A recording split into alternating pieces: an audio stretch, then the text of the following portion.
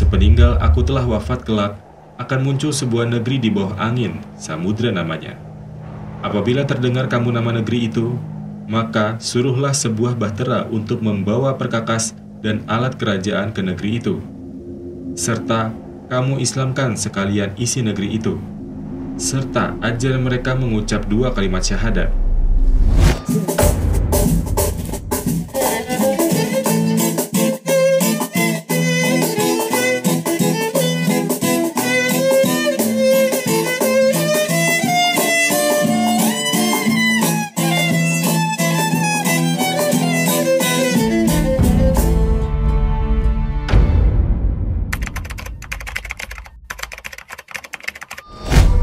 Sasakala di Nusantara di abad 7 hingga 10 tetap didominasi oleh kebudayaan Buddha dan Hindu sebagai agama negara yang menghegemoni di Nusantara.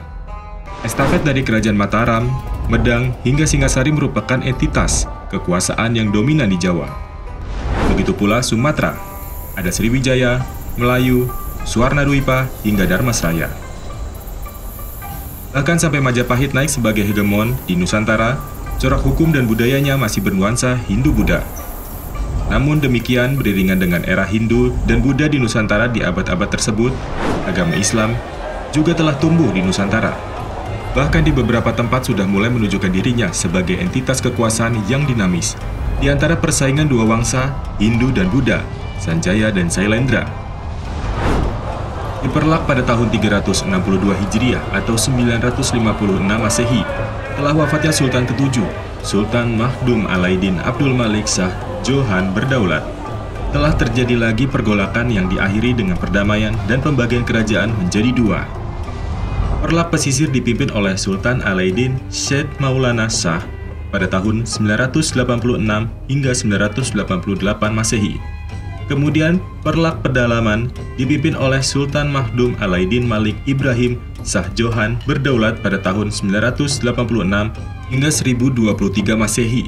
Beberapa dekade setelahnya, di tahun 988 Masehi, Sriwijaya menyerang Perlak dan di waktu itu, Sultan Alaiddin Syed Maulana Shah wafat. Akibat dari kematian Sultan dan penyerangan tersebut, seluruh Perlak kembali bersatu di bawah pimpinan Sultan Mahdum Alaiddin Malik Ibrahim Shah Johan berdaulat. Di bawah pimpinannya, Perlak melanjutkan perjuangan melawan Sriwijaya hingga tahun 1006 Masehi.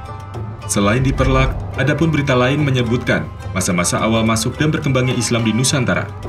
Juga didapat dari situs makam di Jawa yang disebut dengan Pasucinan, menunjukkan nama Fatimah binti Maimun dengan angka tarik 495 Hijriah. Konon, Fatimah merupakan seorang putri Raja Cermen yang berasal dari Kedah.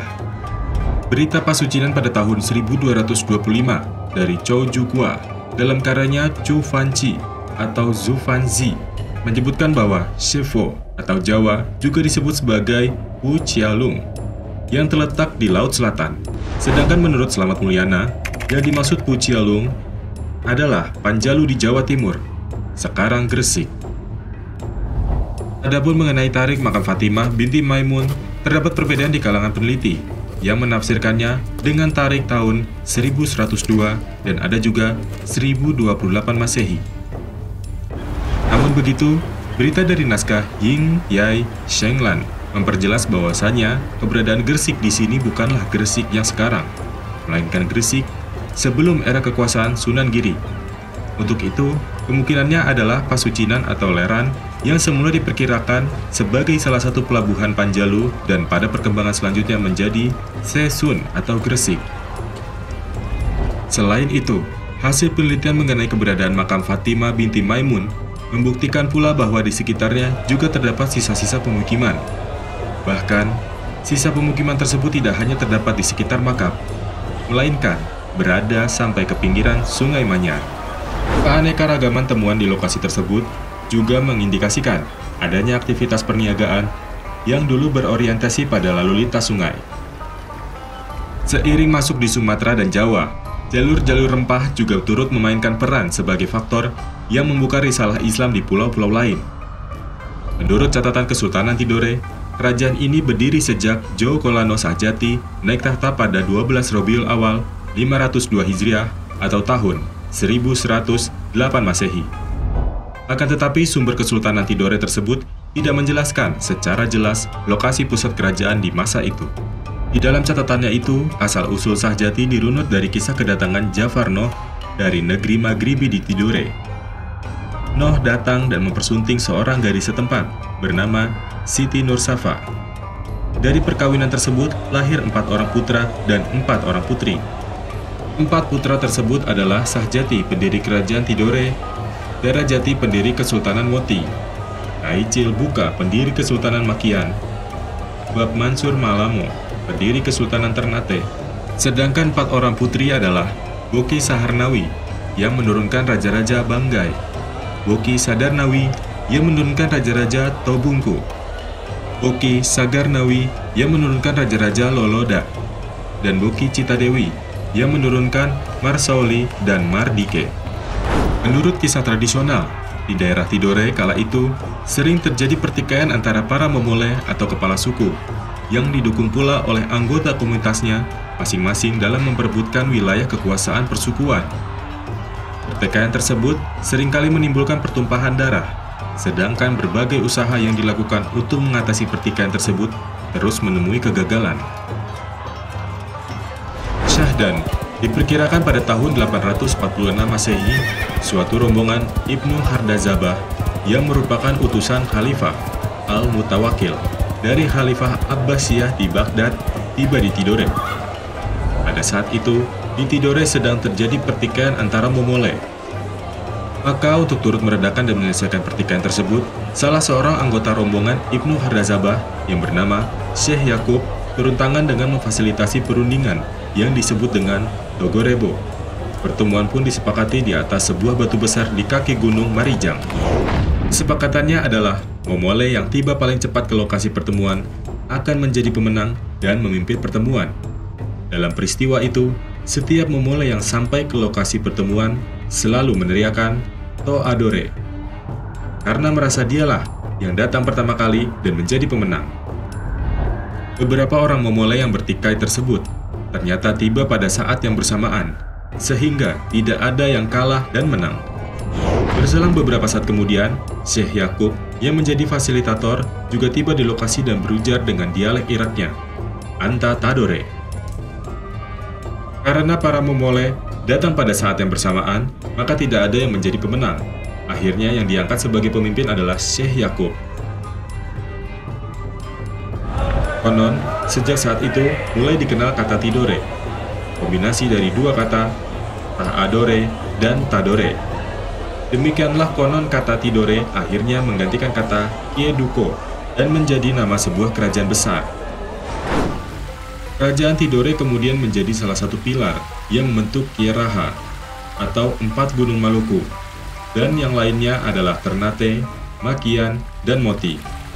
Selain Tidore, kerajaan Gapi yang terletak berdekatan atau yang kemudian lebih dikenal sebagai Kesultanan Ternate, mengikuti nama ibu kotanya, juga menjadi salah satu dari 4 kerajaan Islam pertama di Maluku dan merupakan salah satu kerajaan Islam tertua di Nusantara.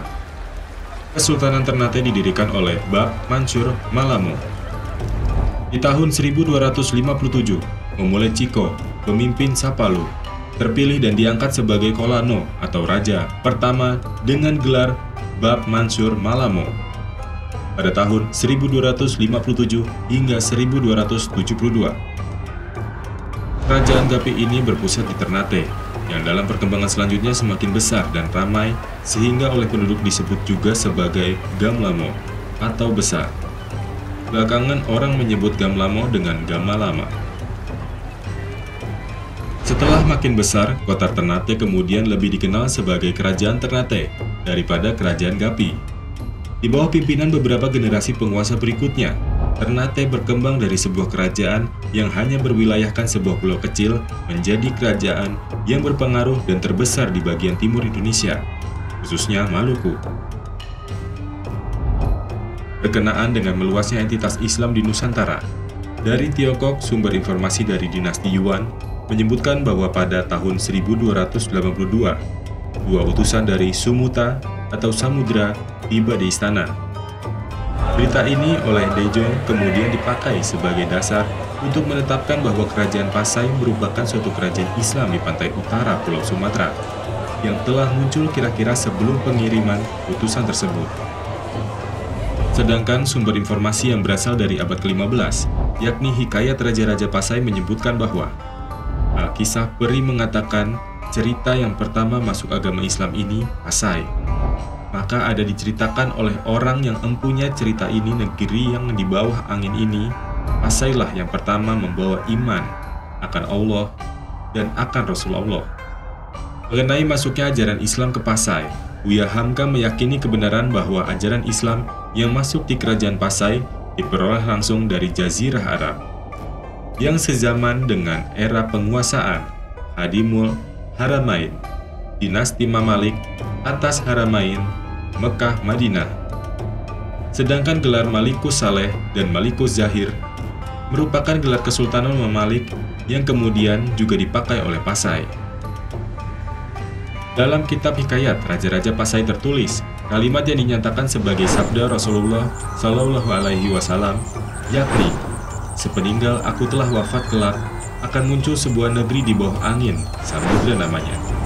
Apabila terdengar kamu nama negeri itu, maka suruhlah sebuah bahtera untuk membawa perkakas dan alat kerajaan ke negeri itu, serta kamu Islamkan sekalian isi negeri itu, serta ajar mereka mengucap 2 kalimat syahadat.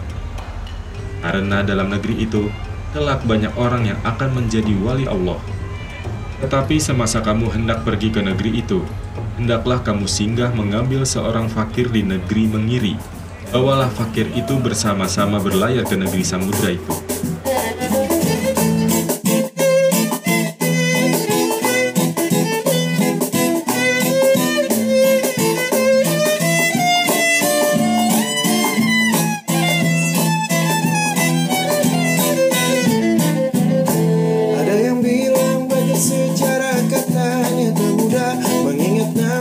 Peristiwa betapa susahnya, hai rumitnya, betapa panjangnya cerita tentang manusia.